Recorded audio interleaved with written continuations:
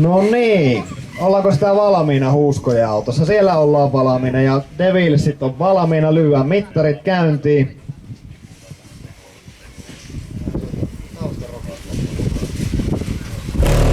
Ja sieltä lähtee tulemaan ja tiukille menee, että lähtee ajoissa soimaan.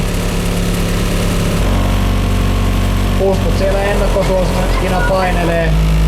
Päälle saa 5-1, loppua kohti hiipuu. Ja näinhän sinne käy 150,47 ja Huusko Bros voiton vie. Ja se on samalla uusi Suomen ennätys.